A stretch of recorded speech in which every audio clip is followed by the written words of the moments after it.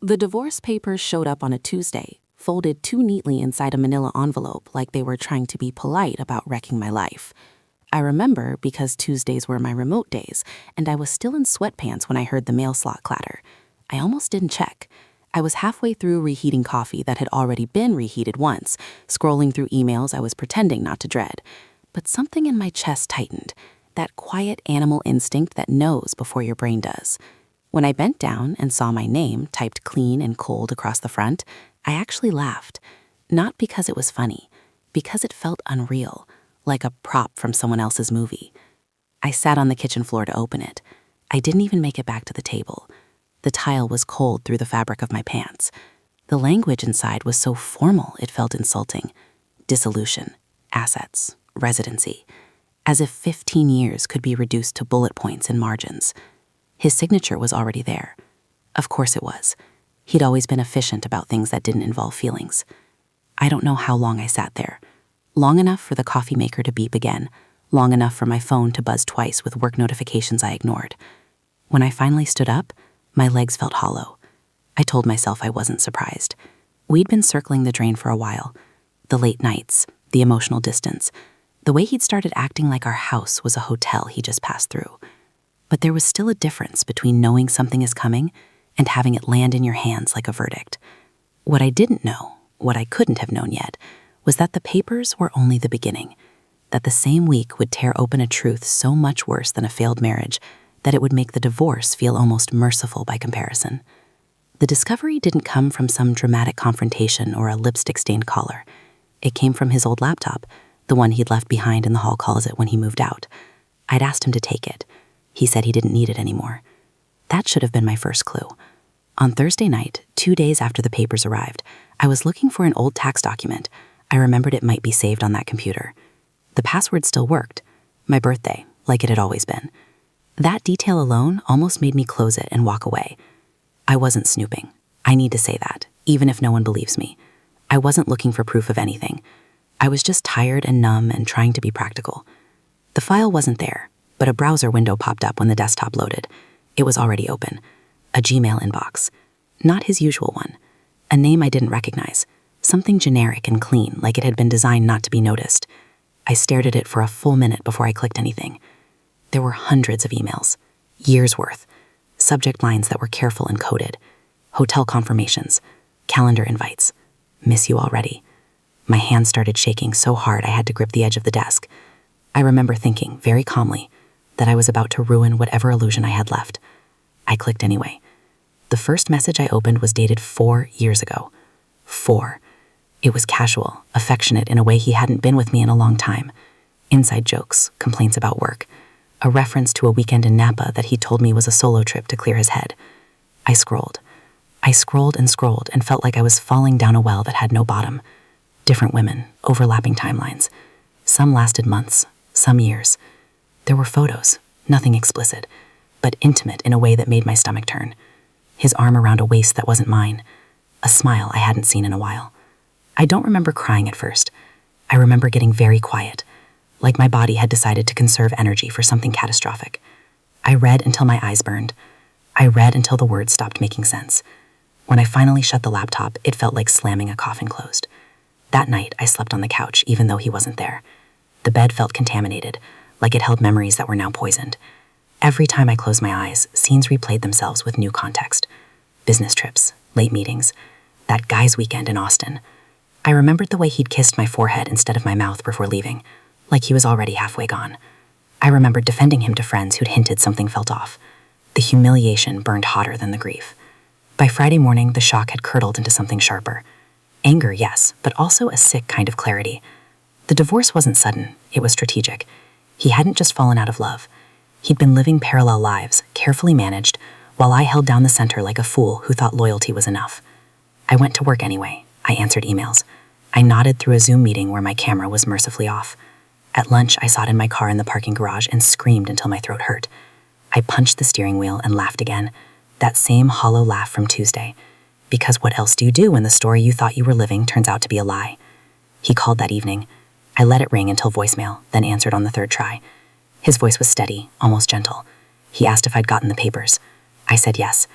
He said he was sorry it had to be done that way. I asked him how long. There was a pause, a tiny one. Then he said he didn't know what I was talking about. I told him about the laptop. The silence on the other end was so loud it felt physical. He didn't deny it after that. He just sounded tired, like I was inconveniencing him by finally catching up.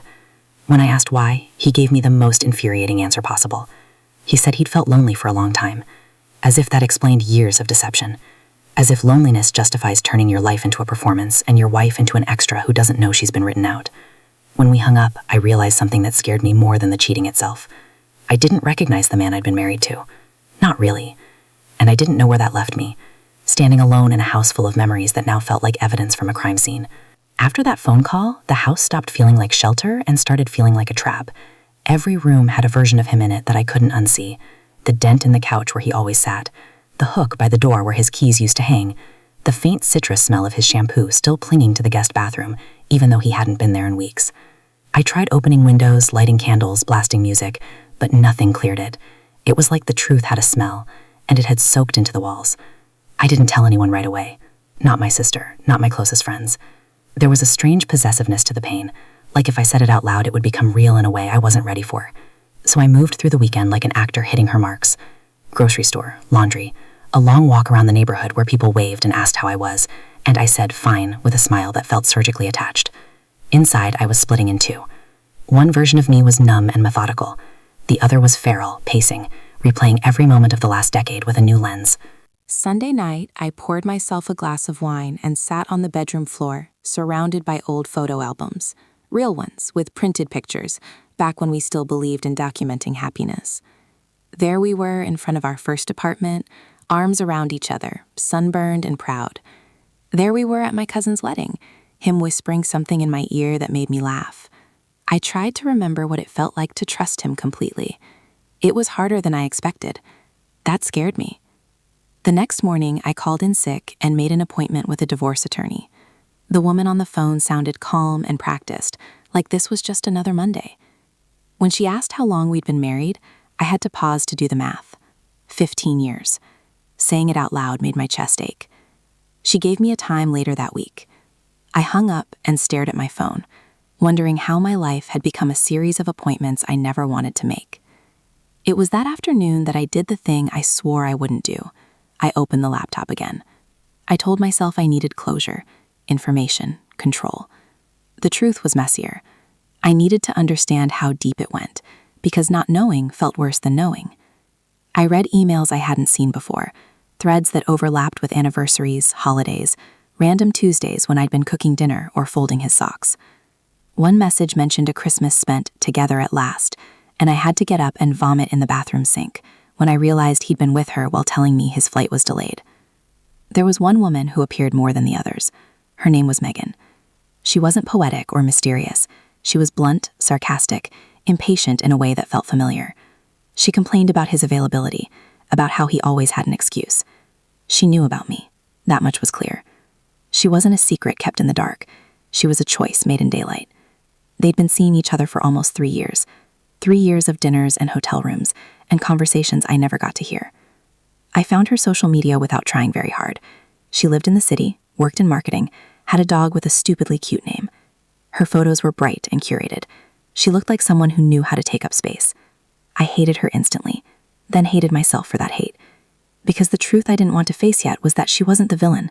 She was a symptom. The betrayal had started with him. Still, I imagined her laughing with him, touching his arm, knowing things about him I thought were ours alone. The intimacy wasn't just physical, it was emotional. That was the part that hollowed me out.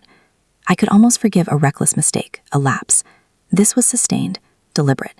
He'd built something parallel and let me believe I was still the center. On Wednesday, he came by to pick up the rest of his things. I insisted I wouldn't be home, then changed my mind at the last second. I didn't want him moving through my life unchecked anymore. When he walked in, he looked thinner, tired. For a split second, instinct kicked in, and I almost asked if he was okay. The reflex shocked me. Love doesn't disappear just because it's betrayed. It lingers, embarrassing and unwanted. We stood in the living room like strangers waiting for an elevator. He avoided my eyes. I asked him if there was anything else I should know. He sighed and rubbed his face, a gesture I'd seen 1,000 times. He said no. I told him I knew about Megan. His shoulders slumped, like he was relieved the pretending was over. He didn't apologize the way I expected. He said he never meant to hurt me, that he'd compartmentalized. That word made me laugh, sharp and humorless. Compartmentalized, as if I were a box he could neatly label and store. I asked him if he ever loved me. He looked up then, finally meeting my eyes. He said yes. That was the moment something inside me broke cleanly. Because if that was love, it wasn't something I wanted anymore. Love shouldn't require this much self-erasure. After he left, I noticed how quiet the house was. Not heavy quiet, empty quiet, the kind that rings. I sat on the floor again, my back against the couch, and let myself cry for the first time since Tuesday. It wasn't pretty or poetic. It was deep, body-racking sobs that left my face swollen and my head aching. I cried for the years I couldn't get back, for the version of myself who trusted without reservation, for the future I'd assumed was waiting. That night, I finally told my sister. She listened without interrupting, then said his name like it tasted bad. She offered to come over. I said no. Not yet. I needed to sit in it alone, to feel it without anyone trying to cushion the blow. There was something important in that pain, even if I didn't understand it yet. By the end of the week, the divorce papers felt almost secondary. Paperwork could be managed, assets divided, names changed. What I didn't know how to do was reconcile the man I'd loved with the man who'd lied to my face for years. I didn't know how to trust my own memories anymore, or myself. The ground under everything I thought was solid had shifted, and I was still learning how to stand without falling. The attorney's office was on the 7th floor of a glass building downtown, the kind with neutral art and a waiting room designed to make you forget why you're there. I sat in a chair that was too firm, flipping through a magazine I didn't register, my name echoing in my head every time the receptionist said it out loud. When the attorney finally called me back, I felt like I was stepping into a version of my future that had already been decided without my input. She was efficient, professional, kind in a measured way. She asked questions and took notes while I answered like I was talking about someone else's life. Joint accounts, property, retirement. When she asked if there had been infidelity, I hesitated for half a second before saying yes. She nodded like that box explained a lot. Maybe it did. Maybe she'd seen the story 100 times already. Walking back to my car afterward, I felt lighter in a strange way, like doing something concrete had grounded me. Pain thrives in uncertainty. Action, even painful action, gives it edges. That illusion didn't last long, but I clung to it anyway. The messages from him started coming more frequently after that. Short texts, logistics disguised as concern, asking if he'd found certain documents, if he'd eaten, if he was okay. The audacity of that question made my jaw clench every time. I ignored most of them. When I did respond, I kept it clipped in neutral. I wasn't going to give him access to my emotions anymore. He'd already taken him off. Then one night, a week after the attorney meeting, I got a message that changed the temperature of everything. It wasn't from him. It was from Megan. She didn't introduce herself. She didn't apologize. She just said she thought I deserved to hear things directly. My heart started pounding so hard I could hear it in my ears. I stared at my phone for a full 5 minutes before opening the rest of the message. I told myself I didn't owe her anything, that engaging would only hurt me, but curiosity won. Or maybe masochism, or maybe a part of me needed to look her in the face, even if it was only through words.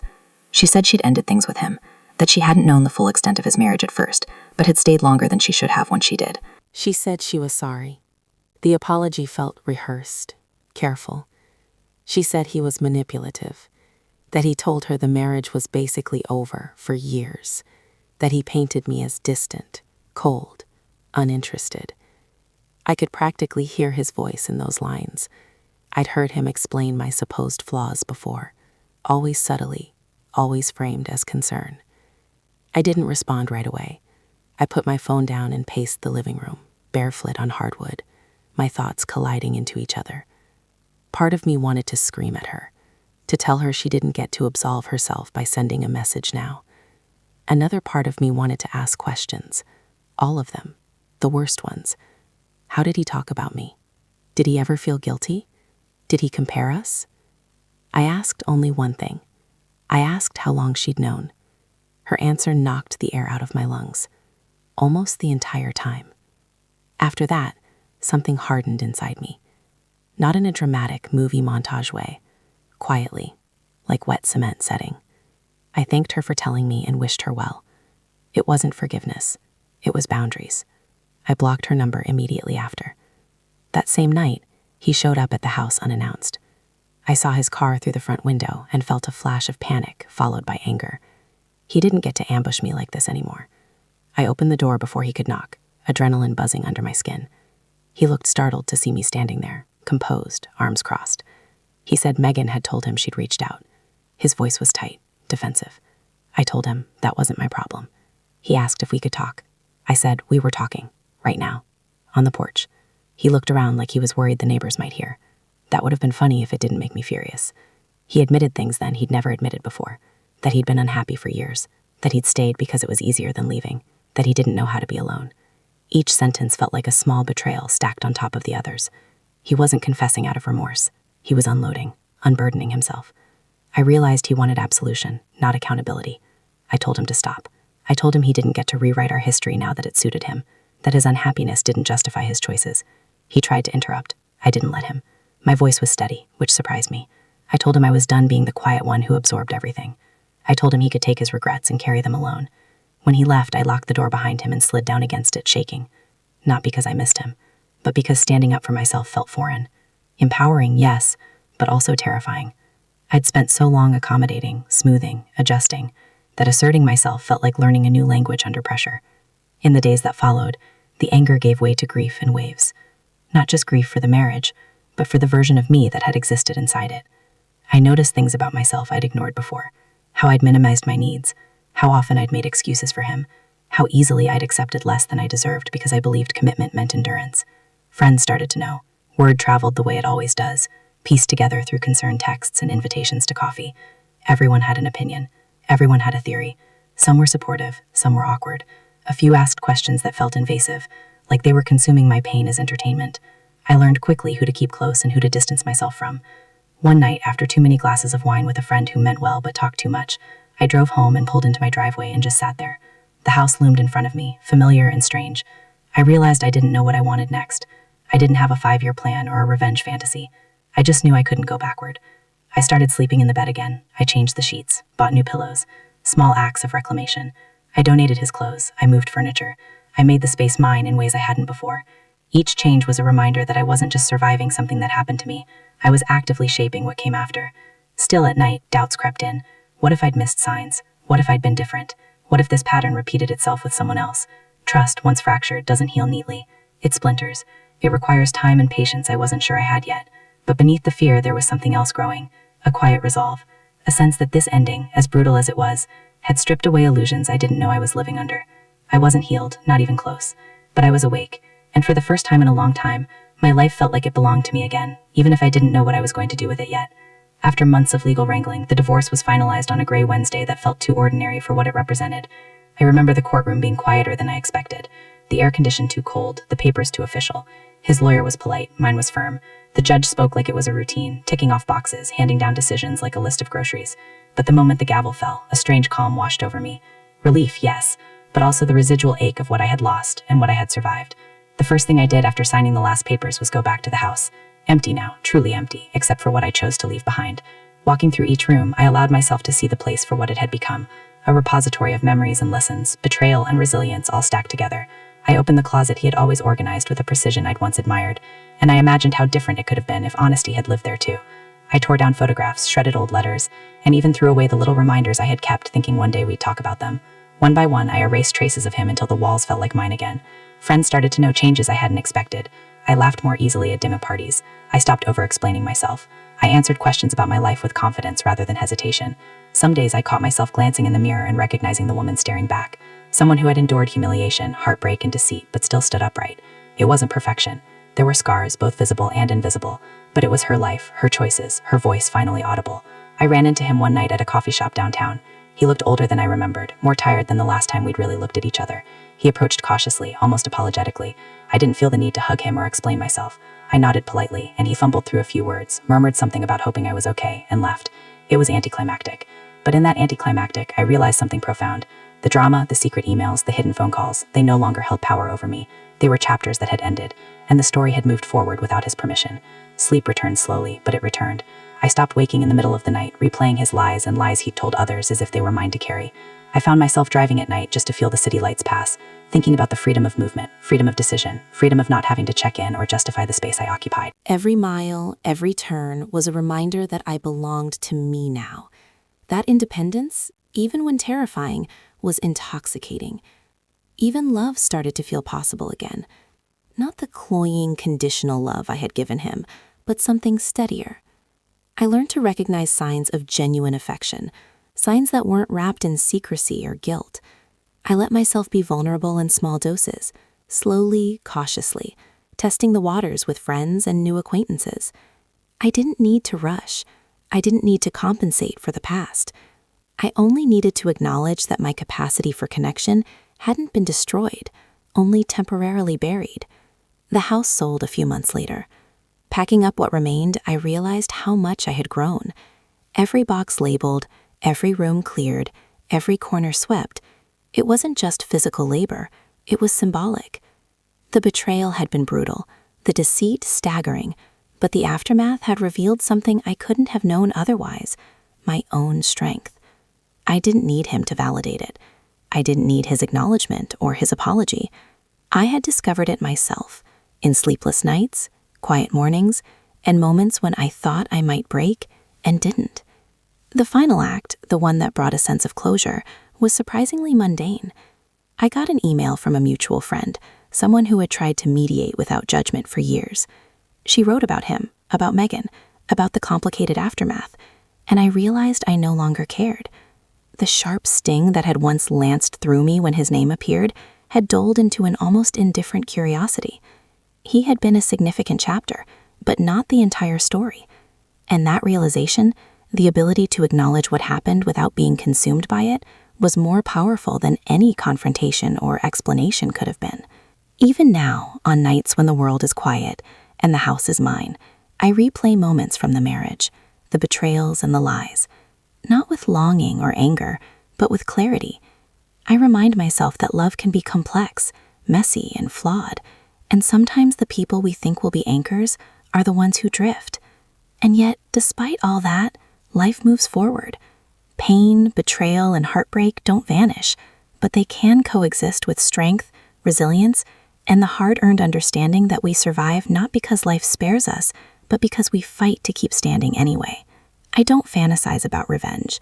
I don't relive the worst moments with him for satisfaction. I simply exist in the aftermath, living deliberately. I let myself feel the beauty of ordinary days, the comfort of friends who stayed, the quiet moments where no one asks me to be less than I am.